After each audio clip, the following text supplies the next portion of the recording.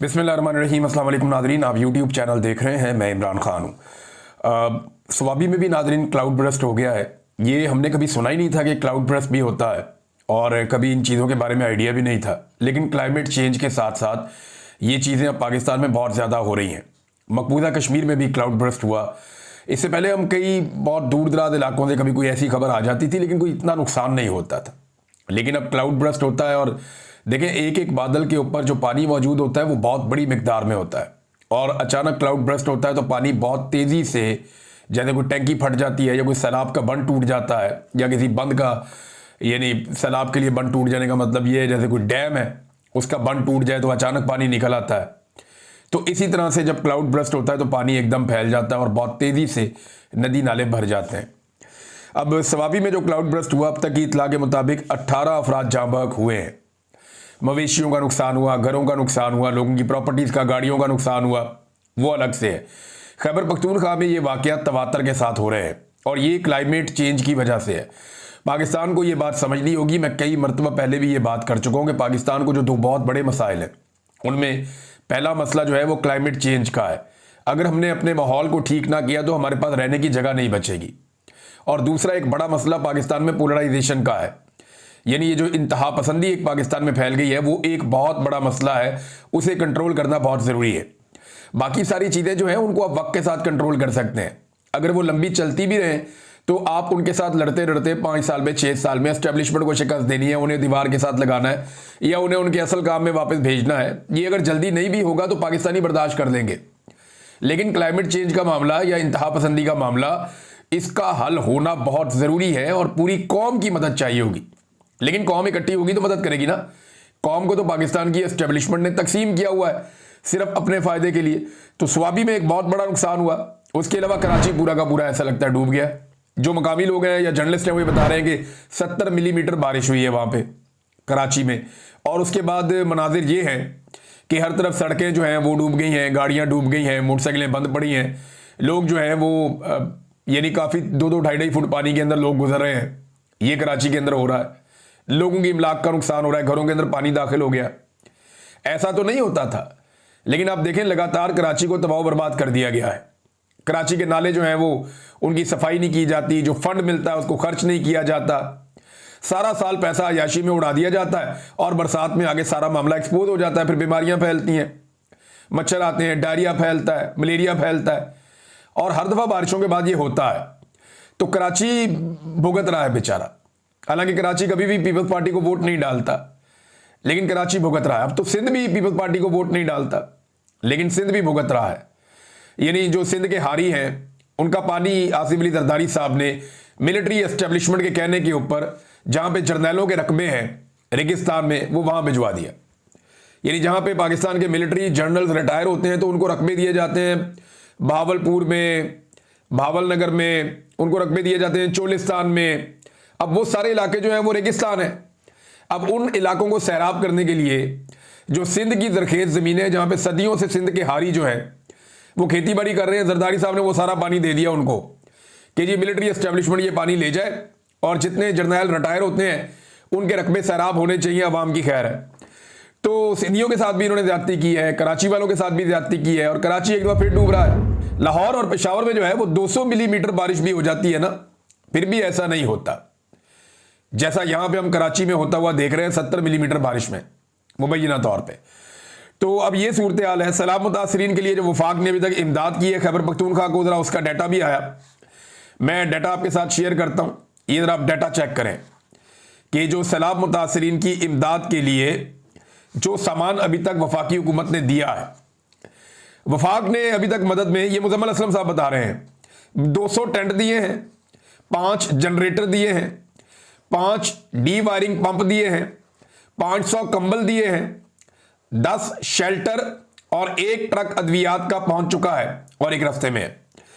अब मैं आपको ये बात बताता हूं नाजरीन, देखिए कोई, मैं ऐसा नहीं कहना चाहता कि ये वफाकी हुकूमत ने कुछ नहीं किया, ये सामान तो भेजा है, लेकिन एक बड़ा सच है मैं आपके सामने रखना चाहता हूं कि इतना सामान हम अपने एक कैंप से रोजाना भिजवा देते थे। जब 2022 में फ्लड आया हुआ था ना, तो हमने मुख्तलिफ जगह पे कैंप लगाए हुए थे।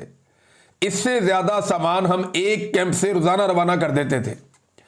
ये अली अमीन गंडापुर वजीर आला खैबर पख्तूनख्वा गवाह है कि इसने जितनी दफा हमें कहा कि हमें खैमे चाहिए तो 200-300 खैमा मैं रोज भेज देता था इन्हें।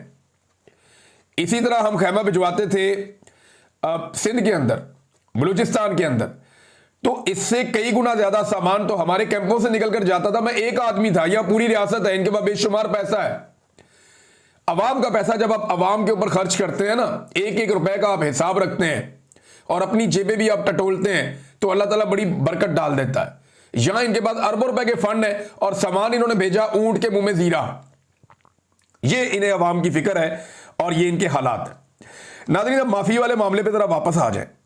वहां पे एक आलिम दीन ने बात की है, कम से कम पहली बात हो गई, मैं आपके सामने रखूंगा। लेकिन इमरान खान साहब की जो बहनें हैं उनके स्टेटमेंट बहुत इंपॉर्टेंट हैं। पहले जरा आप उनके स्टेटमेंट जो है वो मैं आपको बता देता हूं कि इमरान खान की बहनों का इस पर रद्द-ए-अमल क्या आया माफी वाले मामले पे। उन्होंने कहा जी, जिना हाउस का तो इन्होंने सिर्फ चूरन बेचा हुआ है कौम को। ये दरअसल बानी पाकिस्तान के खिलाफ है। बानी पाकिस्तान कायदे आज़म मोहम्मद अली जिन्ना के खिलाफ है। इन्होंने फातिमा जिन्ना के साथ जो किया वो सब जानते हैं। ये कायदे आज़म और इल्लामा इकबाल का आहिस्ता आहिस्ता वजूद ही गायब करना चाहते हैं।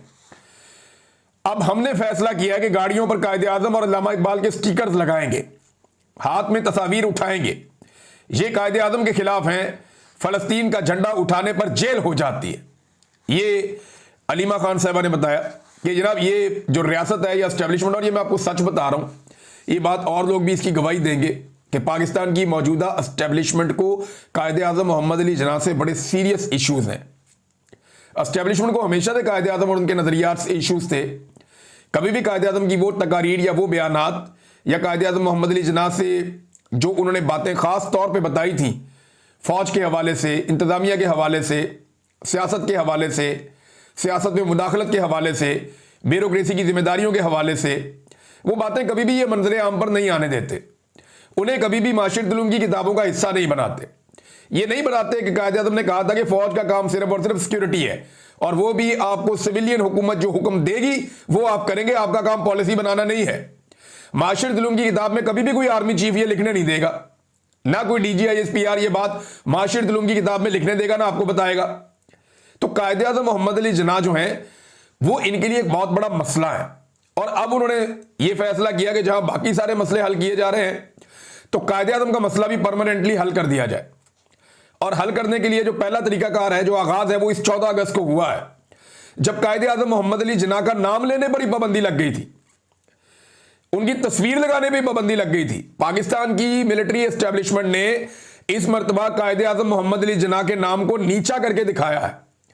तमाम सियासतदानों को बाउंड किया गया कि तुमने फील्ड मार्शल आसिम मुनीर का शुक्रिया अदा करना है पाकिस्तान बनने के दिन पे, तुमने किसी ने भी कायदे आज़म का शुक्रिया अदा नहीं करना, अल्लामा इकबाल का शुक्रिया अदा नहीं करना। और हमने होते हुए देखा, उनका फोटो नहीं लगाया, अखबारात के इश्तिहारात में उनकी तस्वीरें गायब की गई। अब जो PTI वाले उठाते हैं तस्वीरें तो उनके ऊपर भी पर्चे कर देते हैं। और पर्चे कौन से करते हैं?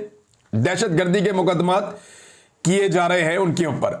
फिर इमरान खान की बहनों ने कहा कि माफी वो मांगे जिसने 8 फरवरी को अवामी मैंडेट पर डाका डाला। माफी क्यों मंगवा रहे हैं? CCTV फुटेज अदालत में पेश करो और अदालत को फैसला करने दो। ये अलीमा खान साहिबा का बयान है। उन्होंने कहा जी बहुत सारे लोग पैगाम लेकर आते रहते हैं। अमेरिका वाले तनवीर भी 2-3 दफा आए, फिर इमरान खान ने उनसे मिलने से ही इनकार कर दिया और हमें भी मना कर दिया कि इस बंदे से दूर रहना, इसको नहीं मिलना। माफी क्यों मंगवा रहे हैं? CCTV फुटेज लेके आओ, अदालत में पेश करो, अदालत से फैसला करवाओ। लेकिन अगर सारे फैसले बादशाह सलामत ने करने हैं तो फिर अदालत को ताला लगा दो। अच्छा जी, माफी वाले बयान पे ये इमरान खान साहब की बहनों का रद्द-ए-अमल है। लेकिन एक और इंटरेस्टिंग चीज मैं आपके सामने रखता हूं। कल बजरिया फैसल वाडा मिलिट्री एस्टेब्लिशमेंट अपने उस मौकिफ से भाग गई जो मौकिफ सुहेल वड़ाइच साहब ने आर्मी चीफ से मुलाकात के बाद पेश किया था, जिसमें कहा गया था कि इमरान खान सच्चे दिल से माफी मांगे, यानी सच्चे दिल से माफी मांगने का मुतालबा किया गया था। अब मिलिट्री एस्टेब्लिशमेंट भाग रही है अपनी बात से, और क्योंकि पाकिस्तान पूरे में दुर्गत बन रही है, पाकिस्तान के बाहर भी बन रही है। लोग कह रहे हैं कि अदालती फैसले फिर कहां गए, अदालतें कहां गई, जाली मुकदमात हैं। और जाली मुकदमात भी इतने हैं कि वो बैरिस्टर सलमान सफदर साहब ने बताया कि वर्ल्ड रिकॉर्ड बन गया इमरान खान साहब का। इमरान खान ने कैदी नंबर 804 ने जेल में बैठ के एक वर्ल्ड रिकॉर्ड बना दिया है। और वर्ल्ड रिकॉर्ड क्या है कि 500 से जायद, लगभग 500 इमरान खान साहब ने एफिडेविट साइन करके दिए हैं, पावर ऑफ अटॉर्नी, वकालतनामे साइन करवाने का वर्ल्ड रिकॉर्ड लग चुका है। 500 पावर ऑफ अटॉर्नी साइन करवाए हैं बैरिस्टर सफदर ने, बैरिस्टर सलमान सफदर साहब ने इमरान खान साहब से। अब बताएं, जेल में बैठा हुआ एक आदमी इतने ज्यादा जो है वो पावर ऑफ अटॉर्नी साइन कर रहा है, तो ये वर्ल्ड रिकॉर्ड ही है ना। तो इमरान खान साहब ने बीमार ना होने का वर्ल्ड रिकॉर्ड लगा दिया, एफिडेविट साइन करने के हवाले से वर्ल्ड रिकॉर्ड लगा दिया। इमरान खान का एक और वर्ल्ड रिकॉर्ड है कि तारीख में सबसे ज्यादा मुकदमात जो हैं वो इमरान खान साहब के ऊपर दर्ज हुए। इतने मुकदमात आज तक पाकिस्तान में किसी पे दर्ज नहीं हुए जितने इमरान खान साहब को जेल में बंद करके दर्ज किए गए उनके खिलाफ। अब आज मिलिट्री एस्टेब्लिशमेंट की ये ख्वाहिश कि इमरान खान साहब माफी मांगे, लेकिन ये ख्वाहिश नई नहीं है, ये बहुत पुरानी है। मैं अभी आपको एक और जगह से साबित करके देता हूं। मैंने एक वीडियो निकाल के रखी हुई है। 7 मई 2024 को डीजी ISPR साहब ने, एक अहमद शरीफ साहब ने एक प्रेस कॉन्फ्रेंस की थी।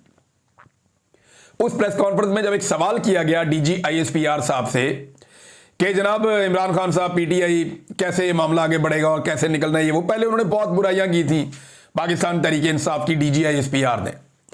तो जब उनसे पूछा गया तो उन्होंने उस वक्त क्या जवाब दिया था, वो जवाब आप सुनेंगे तो आपको पता चलेगा कि ये जितना मर्जी भाग जाए, बातें इनके मुंह से निकल आई हैं। और डीजी ISPR ने अपने मुंह से माफी वाली बात की थी और पाकिस्तान तहरीक इंसाफ को क्या करार दिया था, किन अल्फाज में ये बात की थी। क्योंकि देखे ना, 2024 में इन्होंने जाली हुकूमत बनाई थी, नया नया कॉन्फिडेंस आया हुआ था कि तुम देंगे, फड़ देंगे, नहीं चढ़ांगे।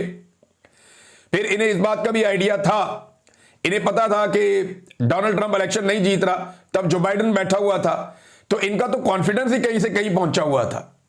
तो अब जरा आप ये देखें कि उस वक्त डीजी ISPR ने कहा था और जो कहा था उसके ऊपर आज भाग रहे, कह रहे हैं जी हम माफी कैसे मंगवा सकते हैं, हमने माफी का कहा ही नहीं, ये तो कानूनी मामला हैं। फैसल वाडा के जरिए से लॉन्चिंग हो रही है ना।